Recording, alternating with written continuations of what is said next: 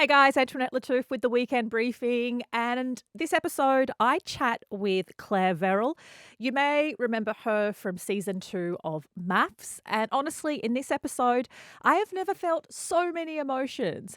At one moment, she had me absolutely bursting out laughing. But then there were some really tender, vulnerable, and emotional moments as she recapped what was quite a horrific ordeal for her mental health after being part of the reality TV franchise. So we cover lots of stuff, including her autism and ADHD diagnosis as an adult, and the one thing that brings her so much joy, and the one place she's been able to find the love of her life, and that was at an animal rescue shelter.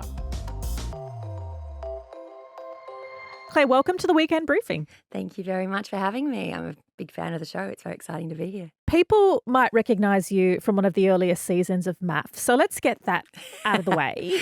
Yes. How do you feel about reality TV 8 years on from your own experience? Horrific. I think it's torture. It actually is torture. I think what we're doing is basically, like, we look back in time at, say, the gladiators and the Christians versus the lions, and how disgusting and bloody and horrific that was, that people would sit and watch that and cheer that on. We're doing the same thing, because the fact of the matter is these people they say all the stuff about all the support you get. You don't. And you're not given any media training. You're just hurled into the absolute lion's den. It's completely manipulated. They say, well, they knew what they were getting into. You don't. You think you do. Yeah. You don't. It's so twisted. And I know that because people will say, well, they can't make you say things you didn't say. Yeah, they can. I've watched it happen. And the way they cobble things together is crazy. And I haven't actually watched it since I did season 2, and it is a completely different show now, much more hyped up from the looks of things.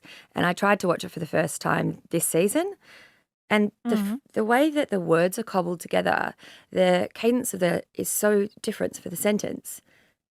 It's like, then he went to, I'm like, how are people not realizing this? So you're real. I mean, I understand, having worked in the media for some time, both in television and audio, that you might get the first half of a sentence and then do a cutaway to someone going, but really they're going, because someone told them there's no more tuna sandwiches, and put that towards something else. Yeah. But you're suggesting that it's more direct and sinister in that it's chopping up sentences from what you've experienced. And well, that's what happened with me. But watching the most recent seasons, they're not even trying. Like, usually you try and you pop in maybe one word or something like that. If you listen to it, the sentences don't even make sense. There's so many cobbled, like, one of the sentences had so many different, I would say 6 different words in it. The whole sentence was cobbled together words. And it's when they're often not focused on the person, so it'll be looking at something else or something like that. So, for example, and they can make you say things you didn't say out of context as well. So what has it taught you? What has this whole experience taught you? About yourself? About myself. That machine? About myself, well, it's taught me a lot about resilience, which I already have. Also, I had to a degree because I lived an interesting life. But just that no feelings final, I guess, is the biggest thing for me, because I did fall into I was very honest about my mental health after the show aired. A lot of people aren't, because, and I know a huge number of people that not only from that show, but other reality shows now, because we sort of meet trauma bond together. And everyone has different experiences, of course. But I've lost my train of thought. Warned you this would happen. I was just asking what you've learned about yourself, but also about the reality TV machine. Yeah, so the reality TV machine, just how manufactured it is, and that how scary it is. I think we will look back at this very unfavourably. I mean, even looking back on our own reality TV from 10 years ago, I mean, look at how we cheered on The Biggest Loser, and look at how we look at that now. Like, The Biggest Loser was one of the biggest shows. We had people who had problems with eating disorders. They were eating disorders. It was a fat shaming. It was a fat shaming show in many ways. But a lot of these people, they had eating disorders. It's not just, it's fat shaming. It stood them up there in underwear. It was horrendous. And that wasn't even very long ago. And we won't come, like, at the moment, people are still very scared of their contracts. But as people start to break them and speak out, as it's starting in America, you may have heard it started a bit in America, but people are turning on those people because they don't believe it, and they think, they just want their 15 minutes of fame. Like, I kept speaking about my mental health because I wanted to help others doing that was horrific for me. Every time I did that, I was taking myself back to square one. But I kept doing it because I'm like, I want to stop someone else from doing this and putting themselves in the situation. And I want people to know the fallout of this because and how damaging it could be. And look, for myself, I just learned, well, I've always joked since I've seen it that I'm Dory from Finding Nemo. And 2 years ago when I was diagnosed with quite severe ADHD and autism, that made sense in the fact that I was always saying, I remember virtually nothing. It runs in my family. But the other thing that she always says, which is just keep swimming, has been one of my things forever. And that's what I learned from reality TV, just keep swimming. God love Dory. Who would have thought she would have been a pin-up girl for recovery and resilience? And look, she is a lot like me. She's pinging about. She's very annoying. She forgets everything. But in the moment of crisis, she really pulls it together and saves the day. She does indeed. Look, a few friends of mine who have been on reality TV have a love-hate relationship with their time on reality TV because on the one hand, it's given them a platform and opened up opportunities that may otherwise never have happened. But on the other, even years on, they can't seem to get rid of that label or get rid of those questions. And, you know, ironically, I've started off asking you about that, even though I'm absolutely interested in asking you about other things. Yeah. Do you see it as both a privilege and a curse? Because you have a significant social following. You've been able to go and pursue things that you're really passionate about. The funny thing is for me, I am very silly for this and I'm aware of my naivety and how stupid I am for this. I literally went onto the show without really thinking about any level of fame or platform. Remember, this was season 2. It was a different show. Yeah. If you're saying that now, you're a liar. But back then... Yeah, what season are they up to now? Like 10 or something? I think 11, 500 billion. I don't know. Who cares? It should stop. Yeah. But people are like, we need real people on it, not the people for fame. And I'm like, no, because my season was all those people. We all horrendous. We did no, don't have that. Yeah. You need to be someone who wants and can deal with that. When it comes to social platform, I have a lot of followers, but a lot of those came on after MAFS, weirdly. I don't monetize my platform at all. I'm not good at social media. I really just post TikToks because all my millennial age friends, because I'm 40, hadn't worked out TikTok yet. And I was just reposting the TikToks. And they were like, this is the best. I'm like, I know. We didn't want to work out another app. I got you, peeps. That's kind of been my my platform as such. Well, fun fact from me. Up until about 2 hours ago, because I do follow you on Instagram, and I follow you because I like all your dog content and I like your political commentary. Up until a couple of hours ago when I was researching our interview, researching you, only then did I realise you were from MAFS. So you have a genuine fan and a follower here who had no idea that you were part of the MAFS franchise. So weird. So there you go. That's great. And that's a funny thing. I mean, I've got a lot more followers since. And the thing is, it's just weird to me. Like the idea, the idea of fame is so weird to me. I don't want anyone to know who I am. Like seeing Taylor Swift walk through the airport in an umbrella, not even under an, she was in an umbrella. Like that's not. I don't want to live on an umbrella. And it was horrendous for me because people feel like they own you when you have your 15 minutes of fame. They'll run up and grab you and take photos of you. And I had. From my experience prior, I'd just been attacked on the street and had quite bad PTSD. So it was pretty bad for me. So I kept having massive anxiety attacks everywhere because I was very nice to anyone who would come up and say hi. And they would hug me and grab me and I'm autistic, please don't touch me. I hate it. So they'd grab me for photos and I'd smile and then I'd go and have a panic attack in the bananas at Coles where I belong. But I hope you ate one of those freebie ones that are meant for children. I know I have done that before. I need a potassium. But yeah, it depends. And I mean, if you look at other people like Abby Chatfield has done such incredible things. I think she's amazing in what she's done with her platform. And you are given the capability to do that. But I feel very blessed in that I have been able to, I guess, widen my platform to just talk endlessly about dogs because my friends get pretty sick of me. But yeah, I don't monetize my account. I make no money from my account. If I recommend something, it's because it's good. It'll usually say not sponsored, just found it and awesome. And often then the company will come back and be like, do you want a code for get some money from it? I'm like, sounds hard. And they're like, do you want a discount code for your followers? I'm like, yes. And then I just post that and then continually forget to repost it. Shocking it, social media. I do want to, you did make a comment in passing that I have to pick up on. You said that you were attacked in the street. And as I understand, that predated your You don't have to talk about it No, if it's fine. I if it absolutely invokes have to too talk. much trauma, Yeah, I'm but an that open was book. before reality TV. Yes. So Before or after? yeah, if we do a chat about the trauma, we'll be here for years. Just generally, that was like a blip. Yeah, 6-part series with Claire on her yeah. trauma. So I was walking my dog. My first time I've ever had a small dog. I have a rescue Frenchie called Dutchie, Von Spoonlot the third. And we were walking down the street, and it wasn't even dark, just to go to the dog park. And this guy jumped out from behind the bins at a block of apartments and grabbed me and tried to pull me into this car park and was like, say he was going to kill me and all this kind of stuff. But he did punch me in the face and broke my nose. But my nose has been broken so many times, and it was broken recently. I didn't get it fixed. When he punched me, he actually re-straightened it and fixed my breathing. So, cheers, random bro.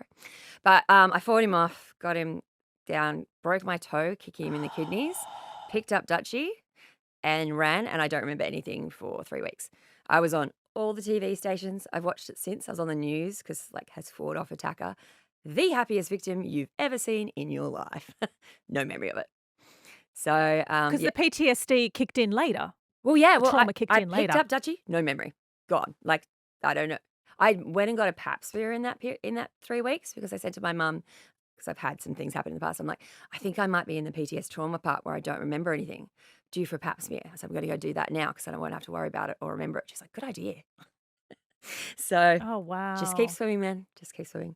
But that's actually why I went on MAFS, because it was season 2, and back then they were known as the psychologists, because they are psychologists. And I was told I was going to be and very dumb, remember, and naive, very dumb, aware of dumbness. No, Uh, don't say that about no, yourself. if you say this now, I didn't know what I was getting into. I didn't thought they were really like. I'm sorry if No, I you heard don't have me. to say you don't know you don't have to say that you don't know what you were getting into, but there's a spectrum. There's, Yeah, name but calling, putting yourself down at one end, a bit of denial at the other, and probably a continuum and a spectrum in between.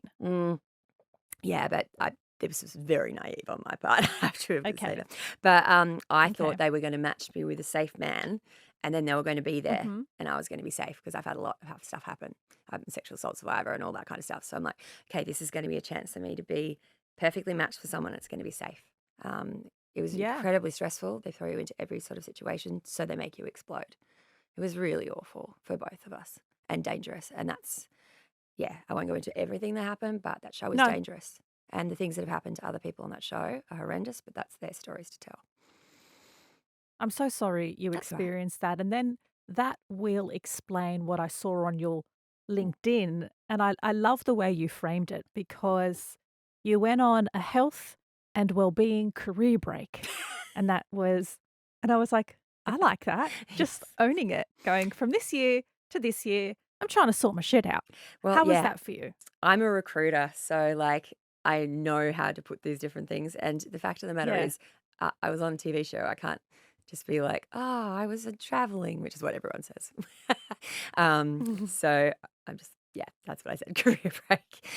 It was. And look, it was really hard to actually get back into work after that because I embarrassed myself on TV rather epically and then melted down continually on social media and just was not in a But good and space. as I understand, you did also take time off work afterwards, no? Uh, Not really. I only took Oh, about no. 3 Okay. months off. I kept trying to work through it, but I basically then had to. I ended up in a special private mental health facility for a month. My family had to pay for because I Okay. attempted to take my own life. So it was pretty bad. I don't normally talk about it now. It's not really anything that matters to me now. It's just I find it makes me angry that more people are going through it. I want people to be aware of what's happening. I can be a bit of a social justice warrior generally. It's hard because whenever I speak about it, people think she wants that 15 seconds of fame, and I don't. If I could do this and be invisible, that would be amazing, but I can't. I Yeah. have to be because of the contracts, I'm able to speak out. A lot of others can't. Mm. So I feel like I need to, but it's, yeah, the Well, spice rack is always tough. let's talk about living with ADHD and autism. When did you get diagnosed? Only 2 years ago, which is, in reflection, completely crazy because it's so obvious. We went back through my Yeah. school reports, and from my childhood, and obviously, my, primary school, one of them says, "Claire is an incredibly gifted student, But if not interested by the topic, we'll just get up, leave, and can be found outside doing all kinds of things. Like I think I started bug slaters. I started a slater army. I was collecting butterflies, Mhm. making enchanted tree houses. Yeah, out in the gardens. But it was the 80s and 90s, so we just tell you to concentrate, be better, work harder. Yeah. So that's what I did until I just continually would burn myself out over and over and over and over and over again. I'd imagine it'd be quite affirming to understand Yeah, yourself. it was. Look, I'll be honest, it was really strange. 'Cause when I was diagnosed just as everyone was starting to be, because in the pandemic, we all lost, especially women, we lost our structure because we have a lot of women in general we're pretty good at really overcoming things ourselves and trying to internalize everything, just make Mm. ourselves better instead of just being like, things are really hard. We're like, it must be us. We need to Yeah. fix it, which is why so many women went undiagnosed. But if we have the structure and we have things right, we can keep it hidden and keep it going. Because we also think Yeah. this is how everyone else is doing it. I didn't know Yeah. everyone else wasn't doing this. Like, I, for example, to be here on time today, because I have utter time blindness, I have 7 different alarms broken down into different time slots. In that time slot, I've written everything that I need to achieve in that time frame with buffers in case things happen. And then I was going to be 2 minutes late, so I called to apologize for being late. But that's how I am. Like to get here, that's what it takes. It's not just a rocket And is thing. it stressful? Were you feeling Constantly. stressed that you were 2 minutes late? Yeah, Well, here's the okay. thing for me. I didn't realize I just didn't realize that my entire life I've had crippling anxiety. Like I knew I had anxiety, but I didn't know how bad it was. Mm. I've always had a shake my whole life. They didn't know what it was, like quite visible. I can't pour Mm-mm. glass. I can't pour water. I couldn't be a waitress. It's a joke, like in my family when they're like, "Oh, Claire's trying to pour water. Who wants to be covered in it?" Because of this Yeah, tremor I like have. maybe don't become a hairdresser. Oh, Like no it's actually no heart hilarious. surgery. Honestly, I wanted to be a vet. I was almost going to be a vet. One of the Oh reasons. yes, I'm gonna talk Yes, talk one of the about that in reasons a I minute. couldn't was because of Yeah. this tremor. And when I started my medication the first day, um, I wasn't feeling anxious, I would say, that day at all. And then nothing really happened for like an hour. I'm like, knew I didn't have ADHD. And, it was just, it wasn't real and I'm an imposter, knew it. Blah. And then I went, and then I was in the bathroom and suddenly the level of, I would say, baseline baseline anxiety, I would say no anxiety, just fell to like through the floor. And I'm like, what the hell? And then I Yeah, the went and new said, normal. this is what everyone else has been like the whole time? Oh, What why didn't the? anyone tell you? And then my hand tremor went away. So when I have my medication, I don't shake. So the fact of the matter was, my whole life, I've been so anxious that I've been physically shaking my entire life and just thought that was normal. So that's how intense my ADHD is. And I speak, this isn't even, my masking so intense, this isn't even my voice or how I speak. I'm a country kid. I speak like an absolute bogan and I speak very Do differently. it. Be you. Be you. I, I'm all about this is being what, unashamedly myself. well, here's the thing. I've had to so I've got an Alexa. I have to set it up to 7 different profiles because depending on who I'm with and who I'm masking with, it can't understand my voice. It's funny. So, Give this me is, country girl Claire. well, the thing is, mate, it's like hard to understand because if I go like this sounds made up, but it is actually where I'm from. I'm from a place called Panton Hill. I grew up on a goat farm, riding horses, but I did go to fancy school. So whenever I go home, see my mates, and we have a good chat, I'm like, "How you doing, mate?" And we just go into these little things, and just people can't understand us. I'll literally be like, "Oh, mate, you know Yeah. that," it's all through my nose, and then I come back and I have this. People are like, "What part of the UK have you stayed in?" Oh, And I'm like, "No, this yeah. is my fancy voice." So it's just it's very interesting. But finding out at I mean, I was about to turn 40, so middle age crisis, which is weird because I still feel like a Yep. child. But now just everything hurts and I make noises when I stand up and sit down. Like, was a complete identity crisis because, okay, so what is the ADHD and the symptoms of the ADHD? What is the autism and the symptoms of the autism? What is masking? Who the F am I? Who am I? Because I don't know. Mm. I've been so busy trying to make You've been pretending. You've been busy yeah, pretending. I've been acting so much trying to make everyone happy and doing a terrible job, by the way, but trying so hard that I had no idea who I actually really was. So I had to spend, it was a really hard 18 months where I became a bit of a dick, asked my friends, and would not stop talking about ADHD. And I also Yeah. admit that I was diagnosed with ADHD and mild autism at the same time. I was quite loud about the ADHD. I didn't tell anyone about the autism diagnosis for a year because I felt really Do you embarrassed think about it. because at the time when you were diagnosed with ADHD, other quite well-known women were being diagnosed in their 30s and 40s as well? It, Did you think that the yeah. ADHD was more acceptable and functional, whereas the autism Well, perhaps wasn't? I was diagnosed by my psychologist because you do the same test about 8 months before all that happened. But then the waiting lists are ridiculous. So it took like a year for me to get in Mm. to actually get through the actual process. And it cost like $3,000. Don't even start me on how. And it's such a hard process. It's like there's so many Mm. steps. If you have ADHD, you probably won't get through the steps. It's the most un-ADHD friendly process to get diagnosed in the history of the world. So yeah, it's a crazy kind of process. And again, forgotten the question, Dory. It is, why were you okay talking about ADHD but not autism? That's right. Yeah. So I had a bit of time to, I guess, between the psychologist saying that to me and me saying ADHD. No, that's for boys who can't sit still and yell and scream and throw things at teachers and can't have Yeah, red cordial or their mum gets very upset. That is not me. yeah, Have you not seen me rocking at what yeah. life?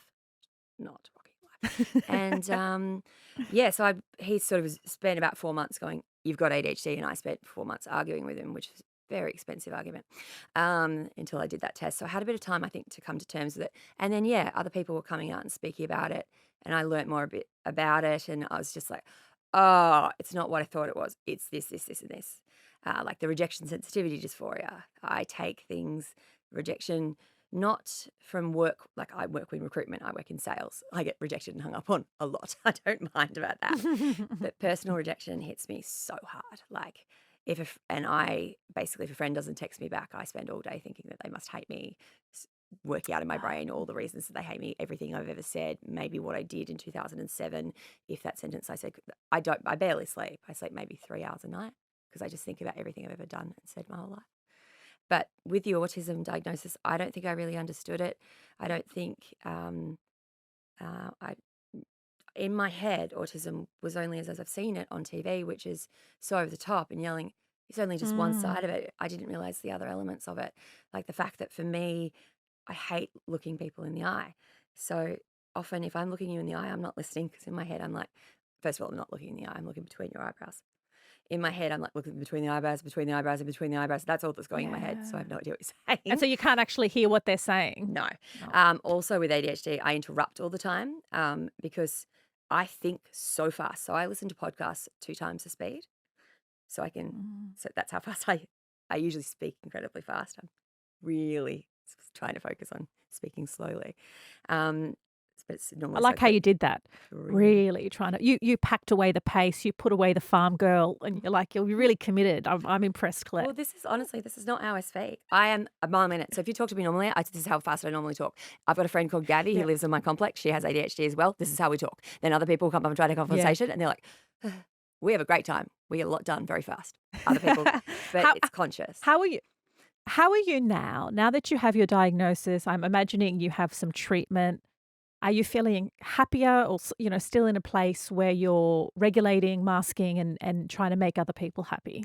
Not as much. That's the thing. In this time, I did go too far. I was like, well, I'm not masking anything, and everyone gets stuffed. You're an asshole to your face. You're an asshole to your face. That was a bit too far. So then I Yeah. had to rein it in. um, Yeah.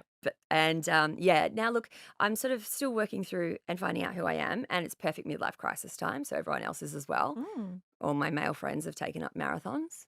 So good for them. Oh, very good. Midlife crisis. But yeah, no, I'm good. I'm happy. And the thing is, when it comes to the mental health stuff, because I'd done so much work on myself after MAFS, when we did hit the pandemic, I was the one looking after everyone because I'm like, all right, I had everything to say on. I knew everyone who was showing the Yeah. slightest sign that I could feel that they were failing. I knew all the little things to do. And everyone's just like, Great. a lot of my friends are like, she got us through the pandemic. And I'm like, that toolbox I built, had it ready to go. Oh, that's great. Good on Dory. She Good on came and she Dory. helped others as Yeah, well. and she forgot a lot of the Um, other stuff too. I want to talk about something that makes you happy, and that's Yes. animals. Yes. So you did, as you mentioned, you were a vet nurse, Yes, I but was. you didn't pursue that because, as I It was got the very sense that it was because of the shakes and a whole bunch of different things? also, it's exceptionally boring, and we don't pay vet nurses anything, everybody. I recruit vets now. So you left vet nursing and you started Wild Animal Rescue, which is an organization that does dog rescue, Yeah. specializing in large and senior dogs. That's right. So look, I've grew up on a farm with working dogs, and dogs have always been, and animals have always been my great love. And I realize now that that probably is because of my autism. Everyone has different types, I guess, and different spectrums. Um, some people have the handy type where you know how to count numbers and become a billionaire and stuff. I've got animal Mm. autism, which makes you no money, but just makes animals follow you about like Cinderella. It's kind of cool. But animals also bring so much joy. They do, and, I just understand them, they understand me. So I have so much joy working with rescue animals. I've always done I did it as a child as well. My mum she is a wildlife carer for kangaroos, she raises kangaroos. It's genetic, the crazy Oh, wow. animalness, and, yeah, so I've just had so many dogs through with so many issues, and I take on the really difficult ones because I am a qualified behaviourist from 20 years ago, but still qualified, and I work with Mm. them and work through their things and their roadblocks because I guess for me, I can see why things are occurring. It's not training. I'm not like I just can see. Okay, for example, I'll get a lot of dogs that come to me and they're like, "This one is too aggressive. This is so aggressive. Can't be rehomed." For example, I had one that I actually kept who passed away last year called Hodor. He was a 75-kilo mastiff. His original name was Oh, wow. Demon.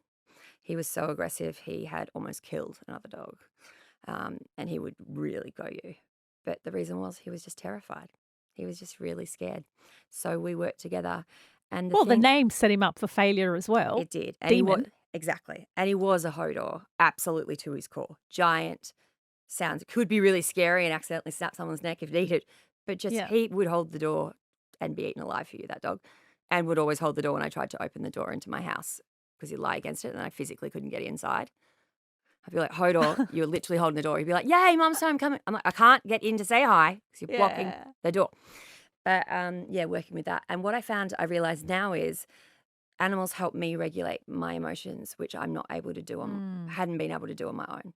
So when I'm feeling really stressed and really anxious or whatever it may be, I can't and sort of never really bothered to do that self care for myself, just self regulate and Mm. bring myself down because I just think, bugger it. But I'll do it, regulate myself to make a dog comfortable. So, like, if we're out on the street, so much of the time it's fear aggression and they'll be reacting and going other dogs. And then what'll happen is people will get scared and it's all through the lead. And then they'll see another dog, the person will get scared and tighten them up. And then that dog will get scared because the person's getting scared. It's just this big circle of everyone being scared and anxious. And then I come in and I have to regulate myself to make sure the dog feels safe and knows, I've got you, mate. I've got you. You're Mm. safe. You're safe. You don't need to react because you're safe. And what will end up happening is they'll just start looking up and checking in with me. Instead of reacting, we'll walk towards the dog. They'll check in. I'm like, I've got you, bro. And off we'll go. And they stop Oh. reacting. And I'm a trainer as well. It's magical to watch. Oh, I've I love it. just seeing the calm and the happiness in your voice as you talk Mm. about dogs and It's talk about that work. It's really beautiful to watch. I do wonder if, we heard once people started going back to work after mhm. lockdowns that there were a lot of dogs that were kind of pandemic puppies that were sent off to the pound. Is that still an issue? Are there still too many dogs needing to find a home? Yeah, we're in crisis at the moment. It's been pretty much a crisis for the last 2 years in rescue because everyone decided to get a COVID puppy or a COVID dog, which meant a lot of people took advantage of that financially, started breeding huge numbers of dogs, and to make money. And then people had these dogs that they didn't socialize. They were at home 24/7. Dogs are a pack animal. They're meant to be with people, Mm. went to be around people, and then everyone went back to work. So they're just riddled with behavioral issues, a lot of separation anxiety, fear, aggression. Everyone was so stressed during that time. The dogs are stressed from during that time. So for that reason, now everyone's just, I guess, because people just kind of got them as a knee jerk reaction as well. It wasn't a thought out thing. Yeah. Completely, all the rescues are overwhelmed. We're overwhelmed. We've got no more foster carers. The pounds are completely overwhelmed. I spoke to a large pound here in Melbourne yesterday about where things are at. They've had 112 puppies. Um, Oh. um, given what they I've gone blank on the word, surrendered to them already this year, puppies that have just been overbred. Purebred puppies, they've got everything from cavoodles, a lot of staffies, all kinds of dogs, puppies, because the people have just overbred them and dumped the parents as well. So Oh, yeah, it's that's really bad. terrible. We desperately, desperately, desperately need foster carers because the thing is, the shelter environment for those dogs is so stressful. If you can imagine you're stressed and you're put Mm. into an area of just all these other dogs just stressed and barking, it's just so stressful. And some of those dogs are there for months and months and months, Yeah. and they just need a home and somebody to give them a chance. So we just need carers. We need foster I carers. will say something, and I'm gonna make an admission. I'm one of those awful people. I've never had a pet before. I'm one of those awful people who got a designer dog, a cavoodle, during lockdowns. He is and I've now fallen in love with dogs. Yes. He is my world. I adore him, but he's very socialized. We do everything. Because I love him so much and I realized, oh, I probably should get more dogs. Yes. I went to have a look at RSPCA, my local RSPCA, to find another dog, realizing, now that I have a dog, I realize I probably did it. I did it Yeah. the breeding route rather Yeah. than finding a dog that needs help. So I looked and tried to find one, but most of them listed that actually all of them listed that they had behavioral issues Yeah. and that they weren't suitable for children Yes. or no children under the age of 15. And I've got young kids, and so I really want to help, but Yeah. I also don't have the skills to deal with their trauma. Like, so for someone like me who's open to it, but has children, what are my options? That's where you're best off going to a rescue organisation because the rescue organisation, so you've got your shelters and then Yeah. they'll try to move those dogs into rescue organisations like what I was doing with Wildwood. So I take dogs in, I get foster carers and we'd work through those behavioural problems, which is what I would do as well. Sometimes it would take months, sometimes it takes hardly any time at all. It really depends on the dog. They take a while to decompress.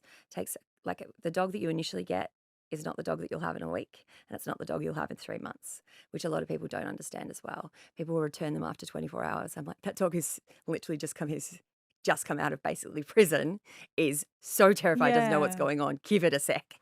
But with those kinds of situations, the reason they say no kids under 15 is just they don't want the risk because with younger kids, like if they're in a shelter, they don't know these dogs particularly well. They've got great behavioural teams at shelters like the Lost Dogs Home have a fantastic behavioural team.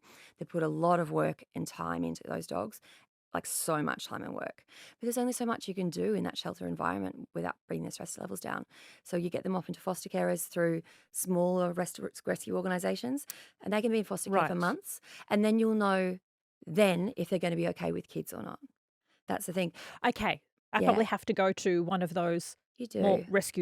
rescue shelters that will work Rescues. with them on their behavior stuff. Smaller organisations. So, and look, jump on and just let those organisations know too, because they're not up on pet rescue or sites like that until they're completely ready to go. But sometimes they'll meet people along Okay. the way and they'll get snapped up, if that makes sense. A lot of them don't end up on pet Yeah, rescue. right. So, I mean, Okay. I have just, by the way, everybody adopted a new dog yesterday for me. Very exciting. Very exciting. Oh, Yes. So amazing. I'm very excited.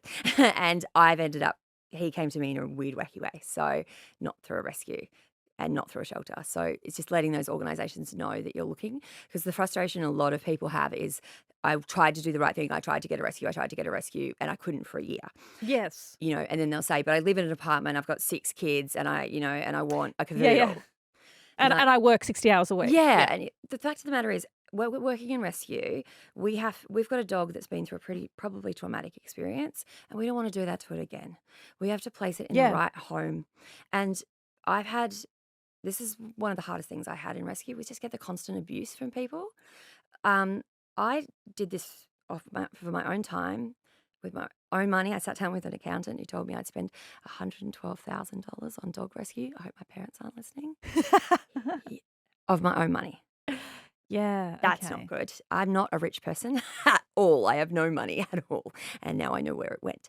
And then when you have all these people that apply, you get abuse for not coming back to people for fast enough. Why you didn't give it to them? They have a perfect family, blah, blah, blah. Why did you give it to that one guy with all those tattoos when they have a perfect family and a white picket fence? And I'll be like, because they Mm, connected immediately. And that's the thing that I can see mm. as well. I'm very good at matching stuff. I think it may also be part of which is why I'm in recruitment. I'm really good at matching people and dogs. Yes. I'm really good at matching Yeah. people and dogs. I'm really good at matching couples, but not myself. I've got 12 weddings under my Yeah. belt of people I've matched. But yeah, dogs connect with different people. So Okay, that's so the I thing. need to keep I need to keep pursuing my rescue canine love, and I will 100%. find him or her. And as I say to people, this is my biggest thing. You don't get the dog you want when you want it. You get the dog you need when you need it. And I know that's a strange thing to say. But for example, Hodor, the giant 75-kilo Mastiff, I'd always had Great Danes before I had this French Bulldog rescue dog, Dutchie, who was on the show with me, who's now 13, somehow still alive and the love of my life, but my first ever small dog. And then after the attack and MAFS, I got Hodor, randomly, this insanely aggressive 75-kilo Mastiff that wanted to kill everything, who made me work through my trauma to make him Yeah. better so that he could be okay. That's how I worked through it without a psychologist, was working with him. He was the dog I needed. He won Ugliest Dog at Dogapalooza 3 years running. I'm very proud of him.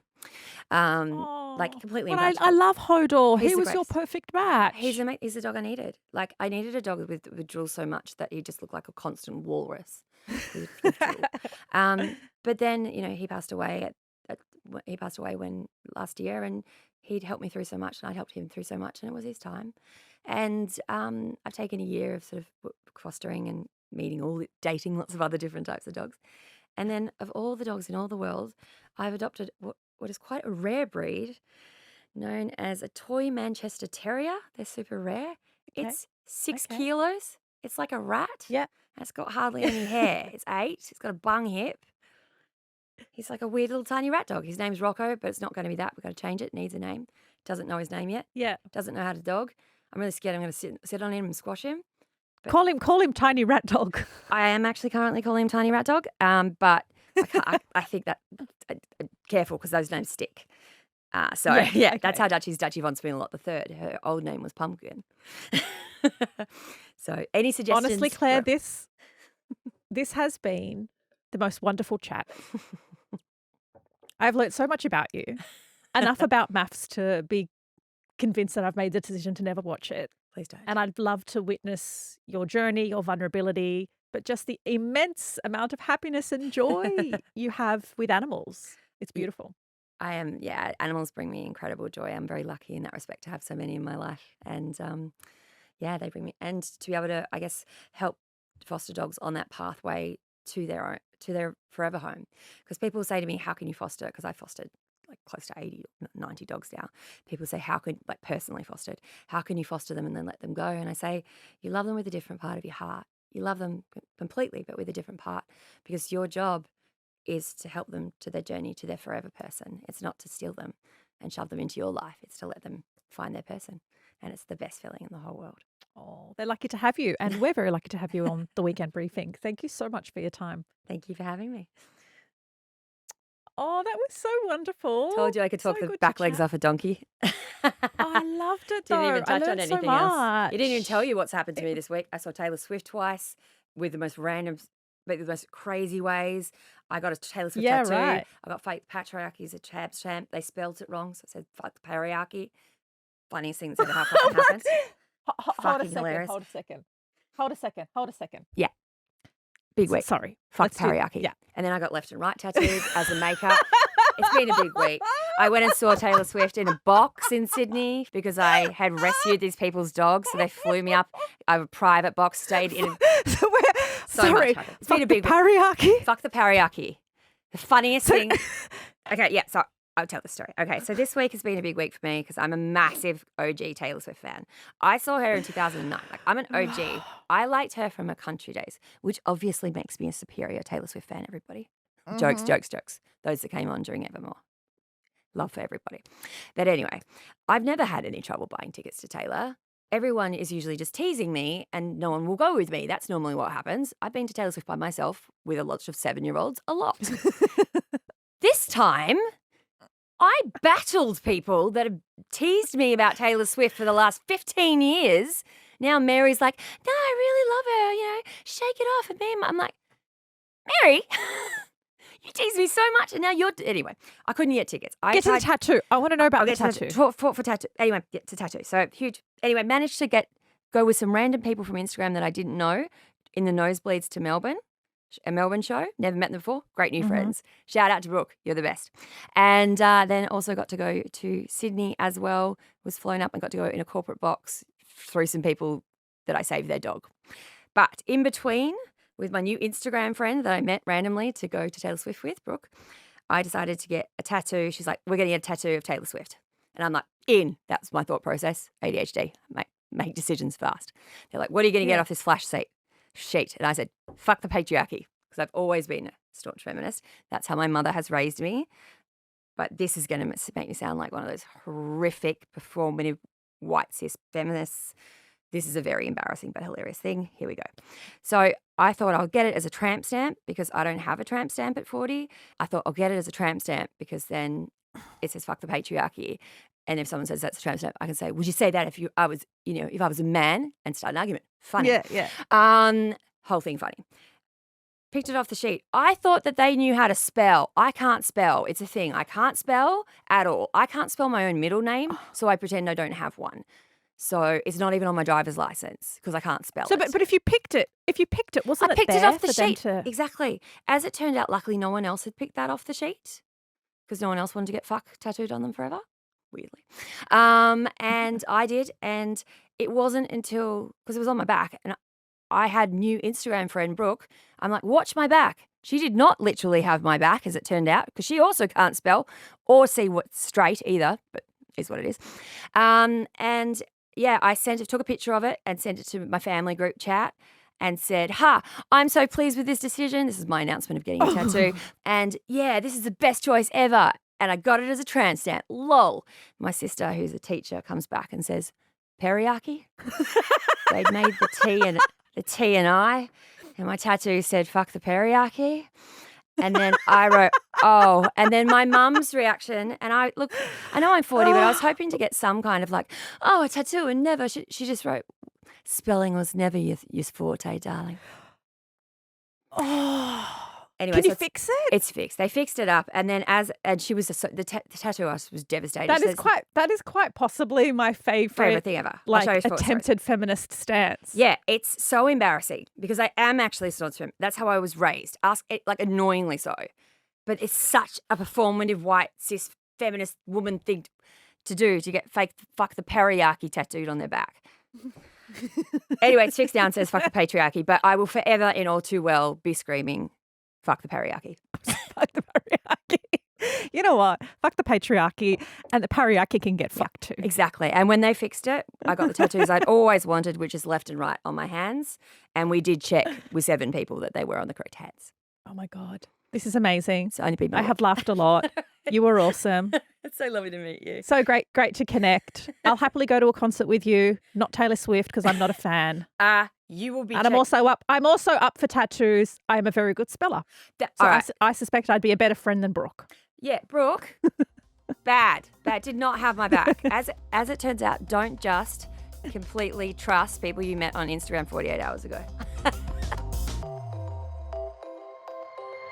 That is it for this episode of The Weekend Briefing. It's a place where we have the opportunity to get to know the interesting and influential people behind the headlines. We want to hear from you. Make sure you leave a comment below, like and subscribe. Catch you next week.